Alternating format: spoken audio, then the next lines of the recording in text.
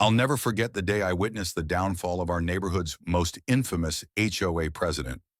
The look on her face as bank security surrounded her is permanently etched in my memory. There she was, Karen Mitchell, her designer handbag clutched to her chest, face contorted with rage as she screamed at the top of her lungs. "It's my money, you can't stop me!" she yelled, her voice echoing through the marble-floored lobby. The young teller behind the counter was visibly shaken, her hands trembling as Karen continued her tirade.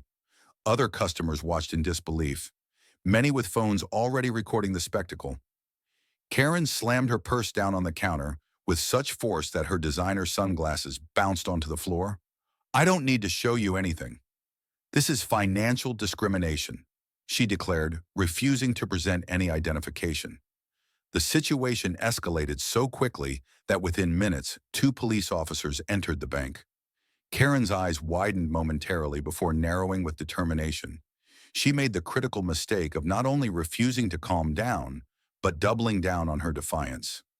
I'd known Karen for 3 years, ever since I moved into Sycamore Estates, a seemingly idyllic suburban neighborhood with manicured lawns and strict regulations, as president of our HOA. Karen ruled with an iron fist, finding violations where none existed, and imposing fines with sadistic glee. Her favorite targets were new residents who hadn't yet learned to fear her clipboard and measuring tape. My first encounter with her had been over my garbage cans, which he claimed were visible from the street 4 minutes past the designated removal time. The resulting fine was just the beginning of her campaign against me, which intensified when I questioned the transparency of HOA finances at a community meeting. Since then, I'd become something of an expert in navigating Karen's petty tyranny while documenting her increasingly unhinged behavior today. However, Karen had met her match in the most unexpected setting. I happened to be at First Community Bank that morning to discuss a small business loan while waiting for my appointment. I witnessed Karen's storm and designer heels clicking aggressively across the floor. She bypassed the line entirely, cutting in front of an elderly gentleman who had been patiently waiting his turn. "I need to make a withdrawal, $5,000 now," she demanded without so much as a greeting to the teller. A young woman named Melissa, according to her nameplate. Melissa remained professional, despite Karen's rudeness, asking politely for her identification as required for all large cash withdrawals. "Excuse me, it's my account, my money," Karen said with that dismissive tone I knew all too well from HOA meetings. "I don't have time for this nonsense, just give me the cash." Her perfectly manicured nails drummed impatiently on the counter as Melissa explained that identification was required for security purposes for all withdrawals over a certain amount. Karen's face flushed red as she dug through her purse. Not for her ID, but for her phone. "Do you know who I am? I'm the president of Sycamore Estates' Homeowners Association. I manage a budget of millions." This exaggeration was typical Karen. "Our HOA budget was substantial, but nowhere near millions." She continued, "I've been banking here for 15 years. This is ridiculous."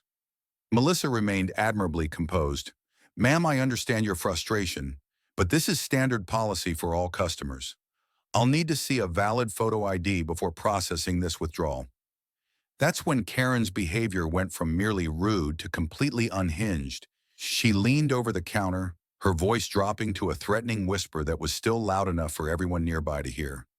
"Listen to me carefully. It's just cash. You don't need to know who I am. Are you profiling me? Is that what this is? Because I'll have your job by lunchtime."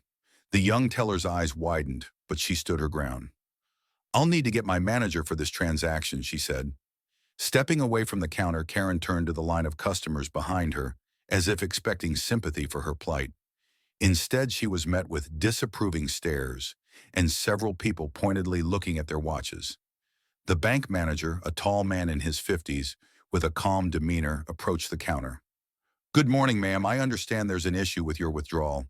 Karen immediately launched into her grievances, her voice rising with each sentence.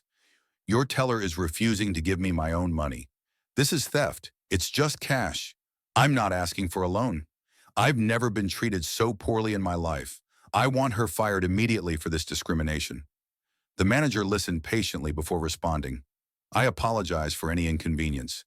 but I must inform you that our policy requires identification for all cash withdrawals over $1,000. This is for your protection as well as ours. If you could please provide your ID, we'll process your transaction right away." Karen's fury intensified. She waved her hand. Dismissively, "I am a VIP customer. Check your records, Karen Mitchell. I shouldn't have to prove who I am to access my own funds." She pulled out her phone again this time, opening the camera app. "I'm recording this entire interaction. Your corporate office will be hearing about this, and I'm going to sue this bank for harassment." That's when things really started to spiral out of control. Karen refused to step aside to allow other customers to be helped. She planted herself firmly at the counter, blocking access while loudly narrating into her phone. "I'm being targeted by First Community Bank for no reason. They're holding my money hostage and discriminating against me." Other customers began sighing loudly and checking the time. A few moved to other teller windows, but most stayed transfixed by the unfolding drama. The bank security guard, a retired police officer named Bill, whom I chatted with during previous visits, approached cautiously. "Ma'am, I'm going to have to ask you to step aside and let other customers conduct their business. You can wait in the seating area until you're ready to provide identification." Karen's response was to sit down on the floor directly in front of the teller window. "I'm not moving until I get my money. Go ahead, touch me, I dare you. That's assault." She shrieked, her phone still recording. By this point, several customers had also taken out their phones, recording Karen's meltdown. I couldn't help but think how quickly this would spread through our neighborhood group chat. Once people realized who she was, the manager signaled to another employee who disappeared into a back office. Minutes later, 2 police officers entered the bank. Karen's initial reaction was a smug smile. She'd always boasted about her connections with local officials at HOA meetings. That smile quickly faltered as the officers approached her with professional detachment rather than the preferential treatment. She clearly expected, "Ma'am, the bank has the right to request identification for transactions. They also have the right to refuse service and ask you to leave the premises," explained the first officer, a woman with a non-nonsense attitude. "I'm going to have to ask you to either provide ID or exit the building." Karen's face contorted with indignation. "Do you know who I am? I want your badge number.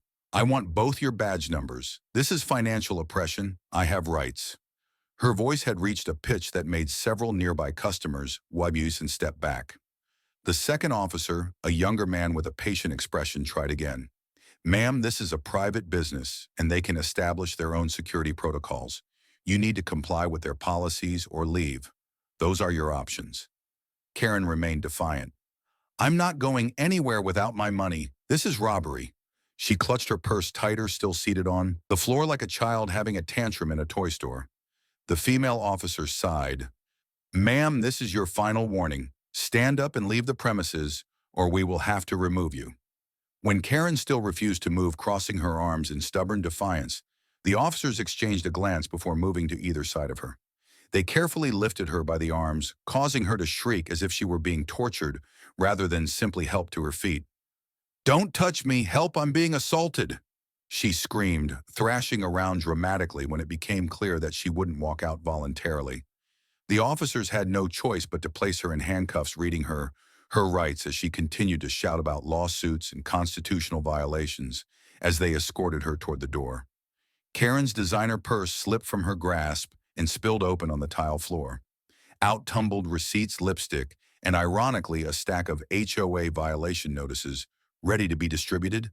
The final indignity came when her wallet fell open, revealing her driver's license. The very ID she had refused to show Karen's face went from red to purple as she was led outside to the waiting police car, still hurling threats and accusations. "You'll all be sorry. I'll own this bank. I'll own all of you." The bank lobby fell silent as the door closed behind them before erupting into murmurs and shocked laughter. 2 days later, I attended an emergency HOA board meeting. Karen's arrest for trespassing and disorderly conduct had made the local news complete with cell phone footage from multiple angles. Her court date was set for the following month, with potential fines of up to $2,500 and the possibility of 30 days in jail for her aggressive behavior toward the officers during booking. The board voted unanimously to suspend Karen indefinitely from her position as president, citing the embarrassment she had brought to our community. The final touch of poetic justice came in the form of a certified letter from First Community Bank, informing Karen that her accounts had been closed due to her behavior. They had issued a cashier's check for the full balance, which of course would require valid photo identification to cash at any financial institution. Karen's face crumpled in disbelief as she read the letter.